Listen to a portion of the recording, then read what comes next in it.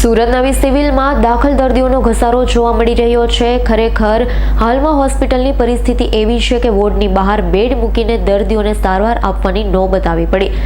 વરસાદ વચ્ચે તડકો આવતા ડેન્ગ્યુના કેસમાં ધરખમ વધારો જોવા મળી રહ્યો છે। સૂત્રોએ જણાવ્યું હતું કે હાલમાં હોસ્પિટલમાં દાખલ 10માંથી 3 દર્દી ડેન્ગ્યુના છે।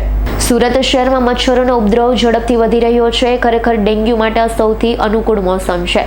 તબીબોનું કહેવું છે કે વરસાદ વચ્ચેનો તડકો એ ડેન્ગ્યુના પ્રજનન માટે શ્રેષ્ઠ સમય છે। ભરેલા પાણીમાં તડકો જેમ પડે છે તેમ મચ્છરના લાર્વા ઝડપથી વધે, ટૂંક સમયમાં મચ્છરોમાં વિકાસ પામે છે। શહેરમાં હાલમાં આ સ્થિતિ છે। છેલ્લા 10 થી 15 દિવસ દરમિયાન ક્યારે તડકો તો ક્યારેક હળવો વરસાદ થઈ રહ્યો છે। ડેન્ગ્યુ માટે સ્થિર પાણી અને તડકો સૌથી મહત્વપૂર્ણ છે। હવે ચિંતાજનક સ્થિતિ બની છે। ડેન્ગ્યુના 30% શંકાસ્પદ દર્દીઓ હોસ્પિટલોમાં આવી રહ્યા છે। દાખલ દર્દીઓની પણ આવી જ હાલત છે।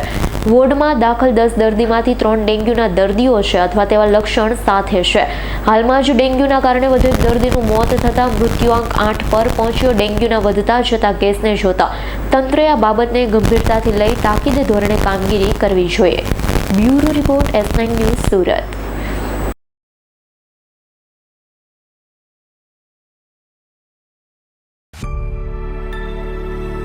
અમારી તમામ માહિતીથી અપડેટ રહેવા માટે જોડાયેલા રહો S9 ન્યૂઝ સાથે।